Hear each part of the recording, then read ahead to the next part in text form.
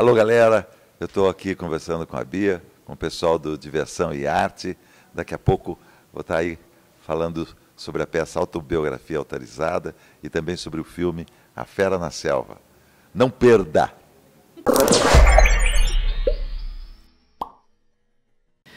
Bom, Paulo, primeiro, obrigadíssimo aqui por essa conversa. Eu queria começar te perguntando, eu acho que tem uma porção de coisas delicadamente curiosas nas suas propostas, e uma delas, pensando essa peça, Autobiografia Autorizada, você tem uma outra forma de contar a história, que é, aos 40 anos de carreira, né, comemorando 40 anos de carreira, a tua escolha de contar uma história de vida que antecede, inclusive, os palcos, né? Como é que surge, que experiência é essa para você de revisitar essa sua história aí em palco agora? É uma experiência que tem diversos tem pontos positivos, tem algumas coisas que são também doloridas, né? Quer dizer, não tem volta esse caminho de ficar removendo ou catucando ou cavocando o passado, como diz, né? Porque a memória é uma coisa também de ficção, mas ela se baseia numa realidade, né? Muita coisa talvez seja inventada, minhas irmãs, a lenda, quem conta um conto aumenta um ponto. Mas quando eu me decidi a fazer a história, eu tinha já a certeza que eu já tinha escrito, já estava pronto, já estava tudo escrito. Eu ia fazer uma outra peça, nunca tive essa vontade, vamos dizer assim, de fazer alguma coisa autoral nesse sentido, de ser autor. E eu não sabia, quer dizer, eu não estava me dando conta que há mais de 30 anos eu estava escrevendo uma coluna uma vez por semana num jornal, e que aquilo era escrever. E também o fato de eu fazer as anotações e escrever no cadernão, e, enfim, de ter a vida inteira escrito, também contou, porque quando eu decidi fazer um monólogo, não era meu, era um monólogo que um amigo tinha escrito e não era sobre minha vida, era sobre a morte. E aí eu aprovei um teatro para aquilo, reservei o teatro, consegui botar no Ministério da Cultura como projeto, aprovei o projeto, consegui até o patrocínio dos Correios. Aí quando eu comecei a fazer, eu vi que não era aquilo que eu queria fazer. E falei, eu preciso fazer alguma coisa que fale mais exatamente o que eu estou querendo dizer. E aí eu fui ver e falei, vou escrever eu mesmo.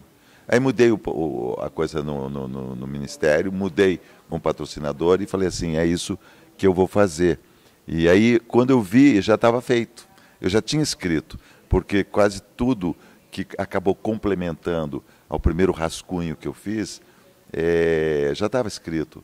As minhas obsessões, como que eu lembrava das histórias da minha família, já estava registrado muitas e muitas vezes, né? Até às vezes de forma repetitiva, porque, né? Então foi isso. E uma vez dentro desse mergulho, há um processo emocional que às vezes vem com força, uma emoção, mas ao mesmo tempo também tem o trabalho do ator, né? Porque meu avô morreu há, sei lá, 50 anos atrás. Então, a emoção com relação à morte do meu avô é muito mais relacionada com o aspecto dramático, da dramaturgia mesmo da peça, do que com o fato da perda do meu avô, porque não dá para, 50 anos depois, é natural que meu avô tenha morrido.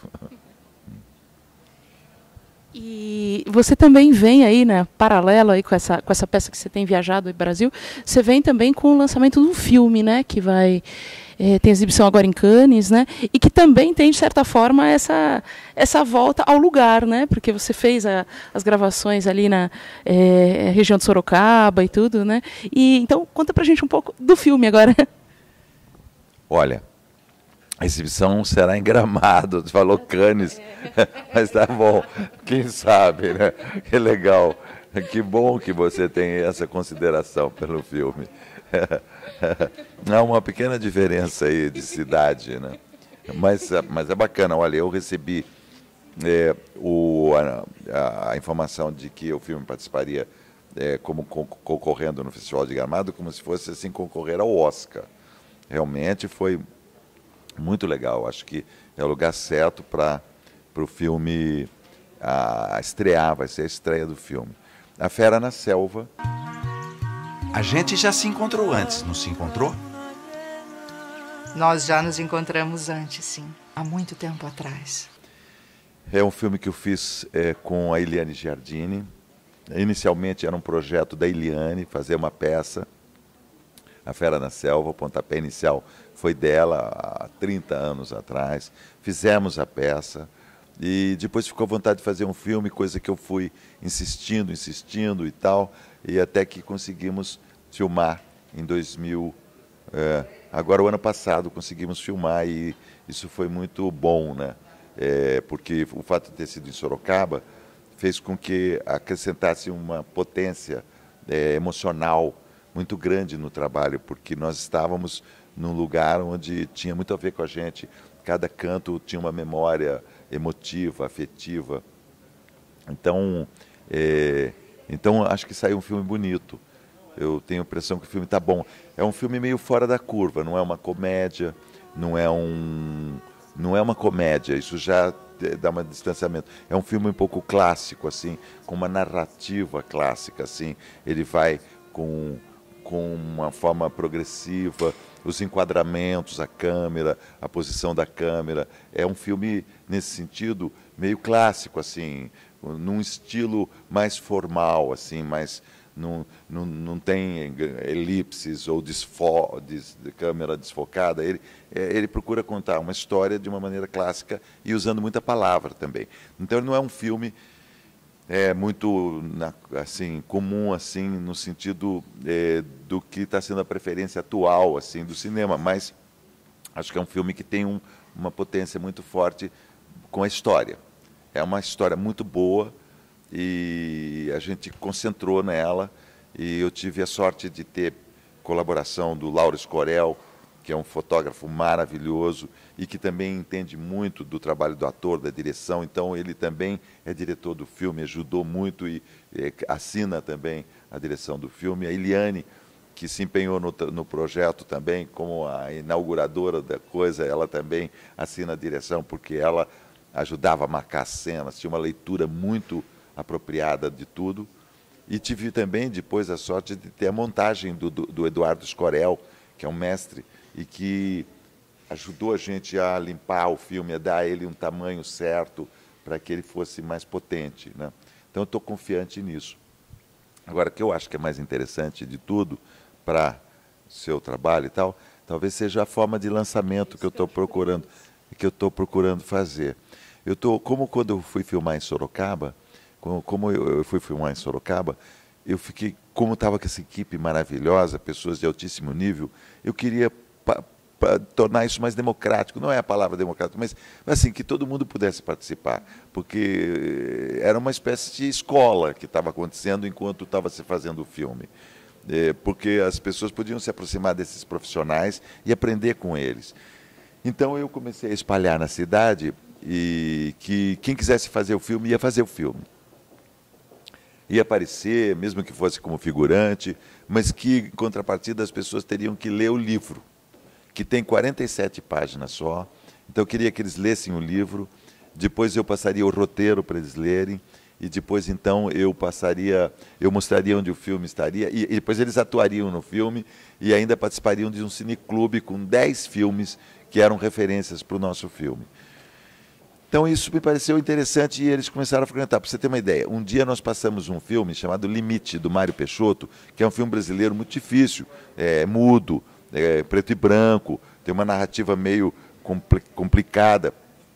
E quando acabou a sessão, um menino de 12 anos falou: eu li o livro A Fera na Selva. Todo mundo olhou, né? Tinha 300 pessoas no cinema, todo mundo olhou, eu li o livro, eu li o roteiro, e agora, vendo o Limite, eu acho que vocês podiam mudar o final do roteiro de vocês, porque podia fazer a cena diferente.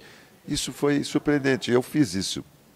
E foi bacana, foi um toque de um garoto. E assim, isso permeou o filme, tornou a coisa porosa.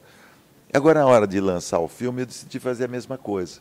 Então, eu estou sugerindo a você que está me ouvindo que entre no site aferanaselva.com.br, e lá tem um link, preencha o link para que depois eu possa mandar para você o livro, ou a indicação de onde você pode comprar o livro, que é melhor você ter o livro em papel, e o livro, depois o roteiro adaptado, depois onde eu vou dizer onde vai estar passando o filme, e depois nós vamos ter uma plataforma na internet que vai ser uma espécie de curso à distância, onde você terá informações da fotografia, da montagem, da adaptação, da maquiagem, do figurino, da direção de arte. Você vai ter todo esse percurso. Aí, então, você tendo visto o filme, e se você quiser, então, escrever uma página sobre esse processo, você vai ter um certificado de participação da Faculdade Sesgran Rio. Então, acho que fica bacana assim, e aí também tem o seguinte, o sapo não pula por boniteza, mas por necessidade. Isso também é um desejo meu, porque eu preciso. Eu preciso que você e as pessoas estejam envolvidas nesse nível, de lerem o livro, de se entusiasmarem e passarem a leitura, porque mesmo que você não goste do livro, e depois não goste da adaptação literária que eu fiz do livro, e depois que não goste do filme, mesmo assim você terá, pela exclusão ou pela negativa, visto um processo de feitura de um filme que engloba, vamos dizer assim, uma perspectiva de uma transmídia, né? Que você sai de uma linguagem que é a literatura, passa por uma linguagem que é a literatura para o audiovisual, e depois você tem o audiovisual pronto. Né? É genial, e cria uma rede consistente, né? Eu acho que sim, eu estou fazendo isso aqui na peça, eu tenho uma prancheta, vou anotando os e-mails dos espectadores, tenho feito isso pelo Brasil afora, nós estamos já com uns 3.000 e-mails, fora a mala direta e as pessoas daqui que certamente vão se interessar e assim por diante. Uma forma também política de pensar a arte, né? Eu acho que é uma necessidade e veio da origem do filme, não foi inventada e é colocada na história de uma forma oportunista. Não, estava lá na origem, todos os figurantes da Fera na Selva, a grande maioria deles, todos leram o livro. Não tem ali neguinho que está ali só fazendo figuração boba, sabe? Eles leram o livro, eles opinaram, recebi um monte de propostas de roteiros, como seria um roteiro ideal. Claro que não deu tempo, porque a gente estava próximo da filmagem, não dava para mudar o roteiro. Mas no caso do garoto, deu. E teve outro palpite também que alguém deu, que era uma história do Trópico de Capricórnio, que passa por Sorocaba, e uma moça contou que a família dela baixava quando passava de carro para brincar, era uma brincadeira. Toda vez que passava debaixo do Trópico de Capricórnio, abaixava, opa, passou. Então, isso a gente faz no filme. Então, são coisas que ajudaram a deixar a coisa mais quente, mais calorosa. Lindo isso. Linda a sua narrativa. Obrigado. Você tem mais pergunta? Não, tá bom. Então, a autobiografia autorizada, só para completar, eu estou procurando fazer com que a peça se aproxime do filme, porque a peça está pronta, já há 3 anos que eu faço, eu já estou sossegado com relação ao caminho que a peça vai seguir. Mas o filme, então, eu preciso criar uma caminha para ele. E eu falei, pô, essas pessoas estão tão entusiasmadas aqui na peça, e o filme é parte da minha autobiografia também. Elas estão entusiasmadas, elas estão gostando. Por que eu não posso, então, trazer isso, trazer esse prazer delas para o filme?